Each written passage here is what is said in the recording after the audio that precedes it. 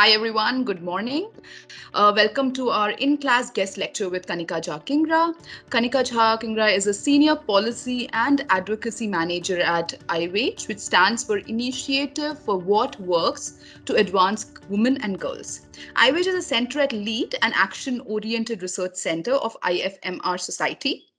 It is also supported by Bill and Melinda Gates Foundation. Kanika spearheads the organization's advocacy and policy engagement strategy and partner engagements to promote evidence-informed decision-making on women's economic empowerment. She has over 8 years of experience leading advocacy, communication, and research uptake strategies in international development. She has also worked on developing tools and processes to monitor and measure evidence impact of policy relevant studies, the impact of evidence, and research on decision making and policies. Today, Kanika will be talking to us about women's economic empowerment in India. More specifically, she'll critically look at the way in which economic empowerment is generally understood in the case of women. This could range from looking at the role that women play when financial decisions are made in households to their role as workers in formal and informal sectors of our economy. She will also highlight the many domains which are crucial to enhance the economic agency of women, including factors like asset and land ownership, digital and financial inclusion, social security and protection, addressing unpaid care work. We will see how these factors affect women's economic empowerment and other aspects of gender equality. Real world examples of self employed women, especially those who run businesses and enterprises in rural India, will be showcased to understand the challenges and opportunities that they face and the kind of support they need. Thank you so much, Kanika, for taking out the time to join us today. The focus of today's discussion is unpacking women's economic empowerment. And more specifically, really understanding why is it that we should be focusing on it? Why is it a critical piece of the puzzle when it comes to achieving gender equality, when it comes to achieving women's rights and ensuring that women's rights are universal in nature, that they have access to all the resources and all the entitlements and all the rights that men otherwise have, and how do we sort of ensure access to economic resources. And so what you see on your screen broadly, talks about three areas uh, around which it's important to start thinking about economic empowerment of women. Number one, as you see, it's good for women. Once you hand over economic resources, whether in the form of wages, salaries, income support through the jobs and employment, or in the form of direct benefit transfers or cash transfers in the hands of women and girls, you end up sort of advancing or accelerating their own understanding of their rights, the agency, autonomy that they themselves have to take decisions. Once they have these economic resources within their control, within their hand, it gets easier for them to start then prioritizing other aspects of their life, whether it's on spending on their own healthcare needs, whether it's spending on their educational needs, whether it's about getting enrolled in a vocational skilling course that will help them get that job that they always wanted. And beyond the sort of immediate effects, there are other associated effects that economic empowerment can lead to. So once woman is enters the workforce, she's ready to get into a job, she's ready to start working, and starts earning a salary, starts earning wages.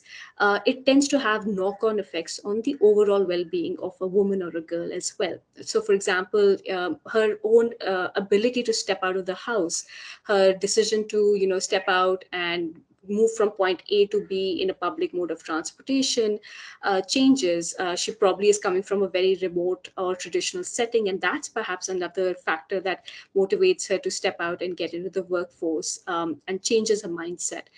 So we're thinking about these additional knock-on effects that economic empowerment can eventually lead to. Second, of course, it's good for households and families.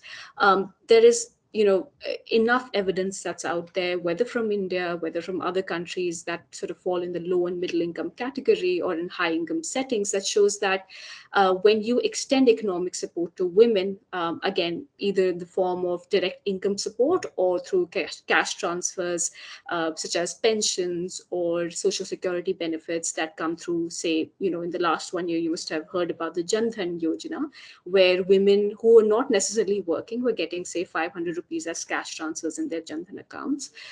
Those are called as direct cash transfers. And, we see that evidence is largely that's out there is showing that when you invest in women and you provide that income support, they also sort of extend that within their households and families. They tend to prioritize schooling of their children. They prioritize, spending on the uniform, books, enrolling girl children into schools. Additionally, the type of food that they eat within households also changes and improves. The nutritional security of these households also improves over time when you give that financial decision making power to these women.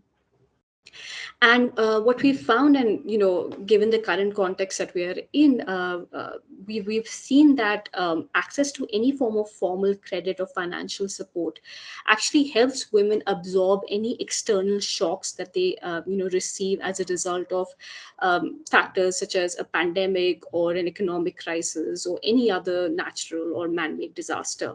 And they tend to absorb that crisis better. They're able to cope better because they have that sort of credit or financial support that they can bank on, rely on to meet their immediate needs, rather than sort of, going around trying to find alternative sources of income, or just sort of suffering through that crisis on their own. And third, I think we keep making the economic debate around why it's important for women to participate in the economy, and sort of the hypothesis is very clear. When you have say half the population not participating actively in the economy, of course your economic growth, your sort of overall GDP growth will remain stagnant, will not grow. For example, there was some analysis undertaken by McKinsey that showed that India's female labor force participation, if it increases by even 10 percentage points, would actually absorb 68 million women into the economy, resulting in almost zero point 0.5 trillion US dollar GDP growth by 2025. And that's a huge number. That's pretty much 50% of your population, if not actively involved in the economy, is potentially problematic for a country like India that's growing so rapidly and so fast. So it's important to think about that economic sense that engaging women in the economy makes broadly.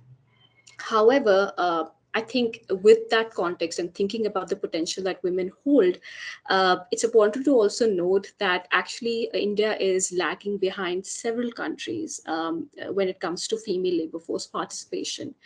And when we talk about female labor force participation, it's essentially how many women are actually actively seeking jobs in the labor market once they've transitioned out of their schools, once they've transitioned out of higher education, and how many of them are actively seeking jobs, how many of them are actually employed in jobs. And that's really accounts as labor force participation.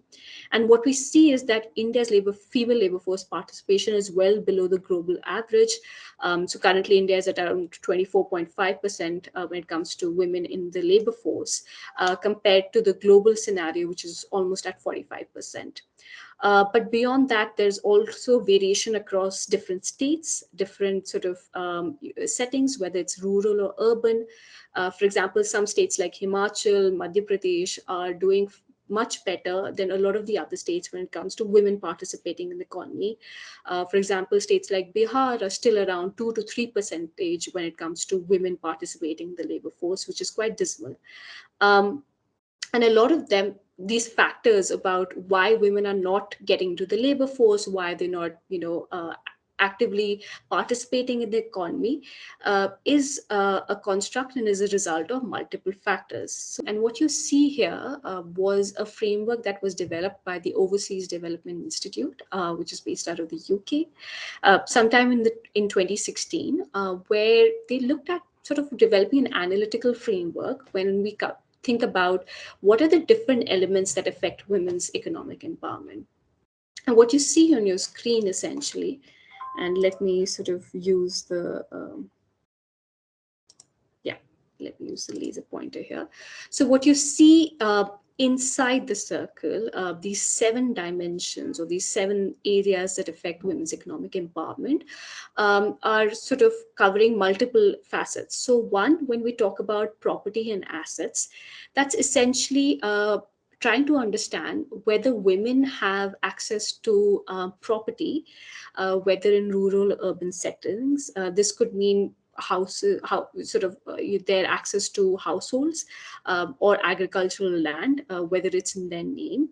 And that in fact helps women advance in the economy, because they tend to have these sort of assets within their name that they can rely on, that can help them sort of participate in the economy, whether it's starting their own business by putting that house on collateral, agricultural land as collateral, when securing a bank loan.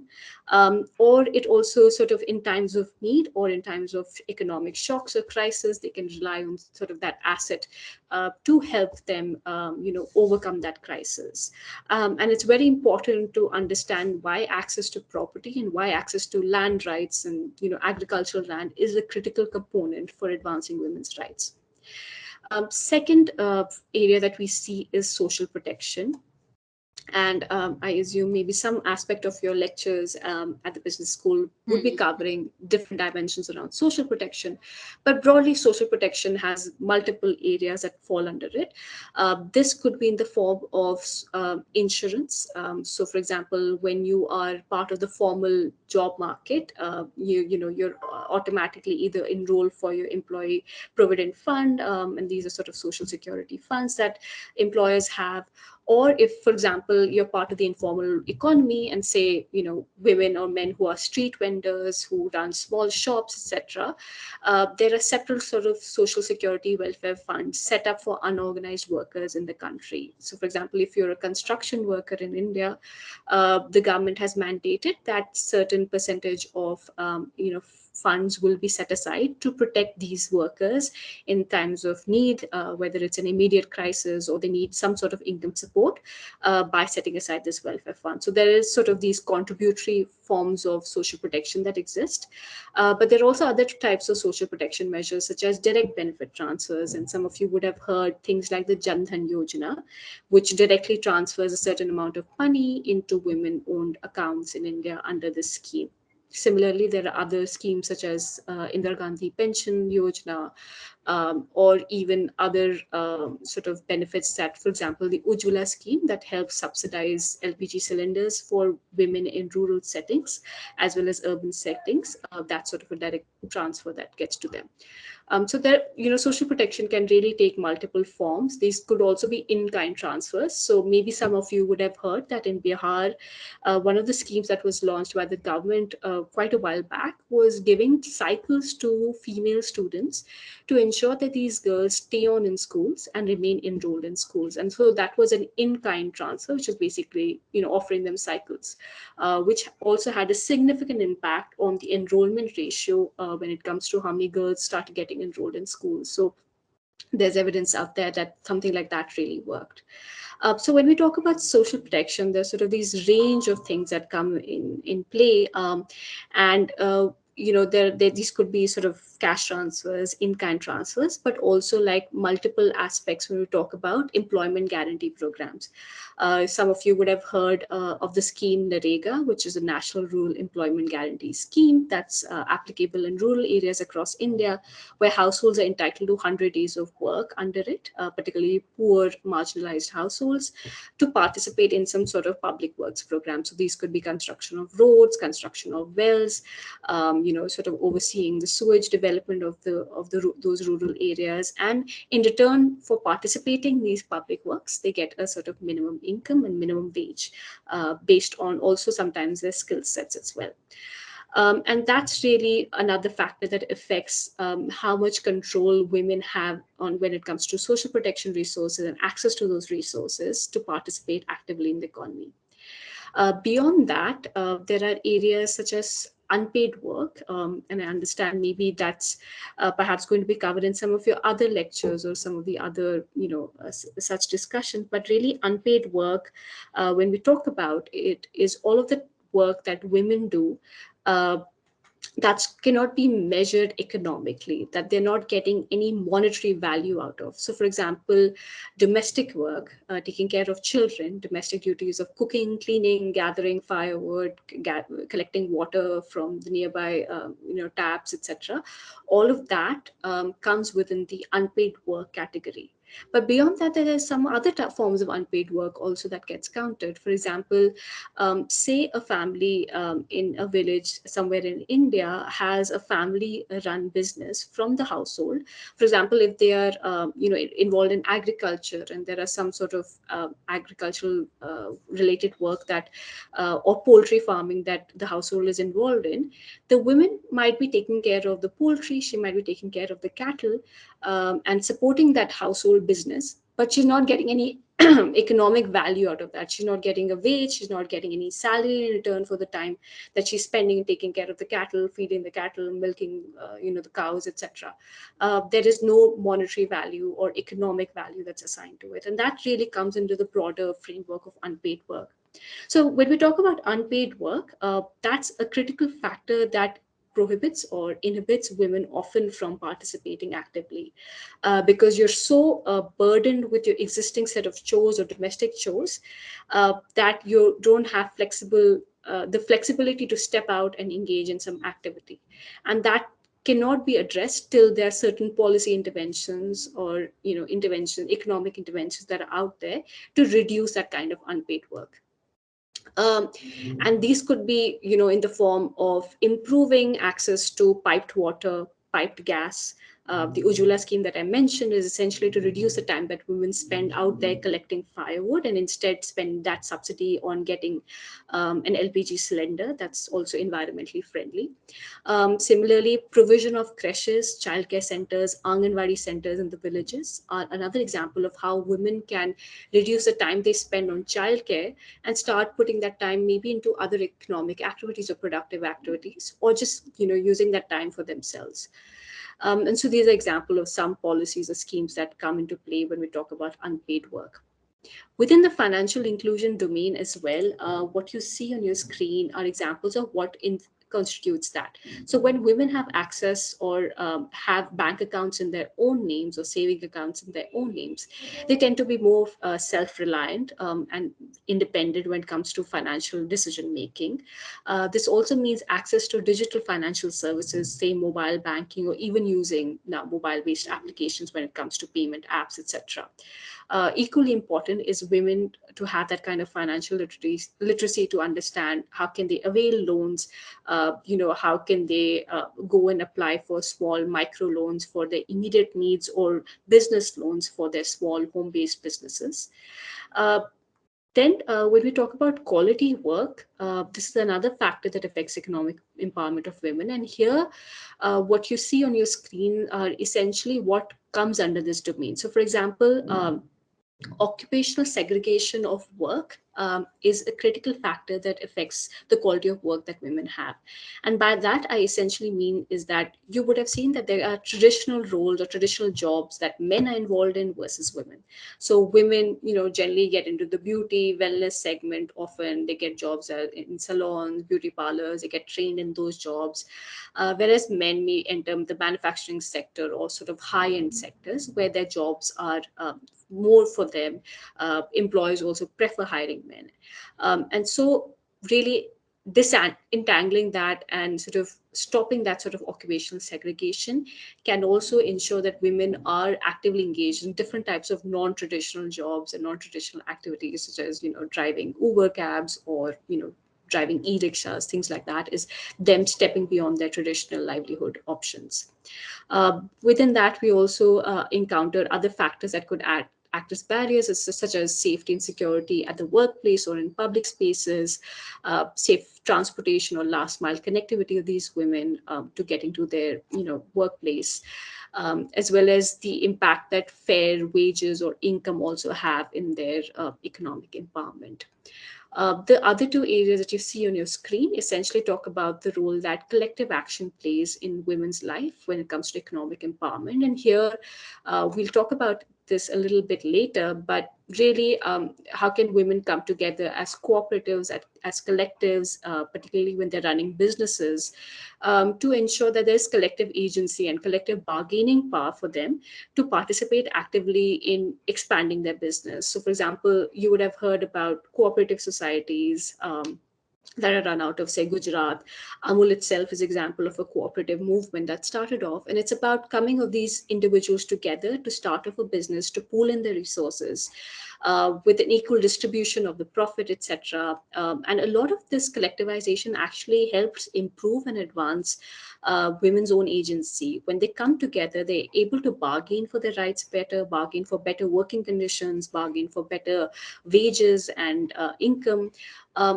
That's a critical role that collective action plays. Finally, skill development is sort of self-explanatory, is an area that, depending on the types of skills or vocation that are available out there, I think a lot of that also affects women's ability to transition from sort of, at very early stage in their employment trajectory to further on and moving up the ladder, depending on the vocational training or type of skilling that's available. What you see at the periphery are essentially ecosystem factors that affect a lot of these outcomes and affect a lot of these seven domains that I've described.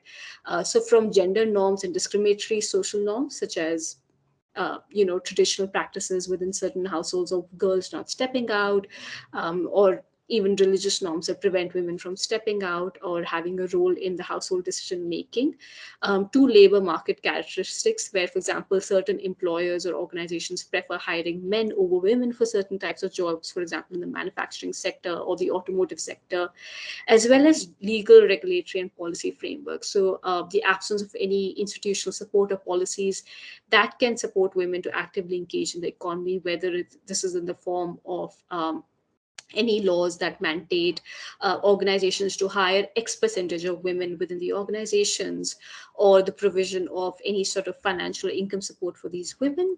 All of that also affects how women engage in the economy. And finally, the fiscal policy is essentially how much fiscal space is it there out there to start investing more in women and girls when it comes to different programs and policies. I just wanted to pick up on unpacking the enterprise landscape in India a little bit more. I understand that all of you are first years business students, and so I thought, as sort of specifically to looking at one area, is looking at the enterprise landscape when it comes to women entrepreneurs in India. And I'll just talk a bit about what that looks like right now. What you see again on your slide are some very glaring and concerning statistics when it comes to women's participation in enterprises and businesses. Most of India's enterprises that are run by women are actually micro enterprises. That means these are very small scale enterprises. About 10 to 14 of these are women owned, which means that women are actually the core sort of registered entity that has actually set up that business. That's only 10 to 14% when it comes to women-owned enterprises, and most of them operate in the informal sector. And when we talk about the informal sector, it's largely where a lot of these businesses are not regularized, they're not registered. They are not eligible often for a lot of the government benefits or schemes. They're small in size. They don't have any sort of mandated labor regulations or wage limits, which is why they sort of operate in that unorganized informal segment. And when it comes to women's access to loans and credit, we find that a majority of micro borrowers are women, and only 14% of total entrepreneurs in India actually have availed loans, which also is, very sort of obvious fact is that India has the world's third highest gender gap when it comes to entrepreneurship. In terms of other sort of factors that affect women's enterprise readiness or their participation in business development, we find, as I said previously, a large majority of them are micro enterprises. It means they're very small in scale, which means they have fairly limited growth potential in India. Their access to credit services also gets further restricted because of the size of the enterprises that they're operating, which, as you saw in the previous slide, are affected by a range of factors, which is why they still remain at that scale. And though these enterprises are largely micro in nature, which is around 20%, we find that 3.09% of these enterprises are actually contributing towards the industrial output of the country. And they employ a significant number of people. But here I'd like to highlight the fact that women or men who work in these informal enterprises that are run by women entrepreneurs are often affected by wage disparities. Income levels are not the same. The labor working conditions are not proper, and they don't work in optimal settings. This is a very interesting. Sarah has a question on this. Is a question related to the effects of toxic masculinity on economic condition of men. We have in some ways slowly come to question the idea that only men are the breadwinners of a family or community. However, the option of being a stay-at-home husband is still out of reach for most men because of the social stigma. Maybe we could say that men are also victims of patriarchy. Have you thought about the ways in which patriarchy has also disempowered men? Effects of toxic masculinity, and sort of are we you're moving towards more disempowered men? It's a very tricky question. I think in and then perhaps Sana, through your lecture courses, you perhaps have a better sense on how to address that. Uh, but I think it's not an either or situation. It's not that we're trying to, you know. Just demonize men and say that, hey, for a woman to be economically empowered, you need to give her the xyz rights. You instead need to stay at home, take care of the kids. I think the issue is about equity of rights. It's about equitable distribution of resources. It's about how much of that time men and women will spend on household chores, on household duties. It's about equalizing that balance. It's not saying that if men want to stay at home, it's problematic. If they choose to stay at home, and if there's one earning member within the household who can take on that responsibility, I think there is a need to transition. I think during COVID, we also, at least in the initial few months, we saw that balance shift where men were participating, at least in the first few months, in household chores. I think it will take a little more effort for men to realize that it's fine to engage equally in the types of activities that women are. But it's not to say that it's an either or situation. I think it has to come eventually with time for women to sort of transition into taking that decision within households.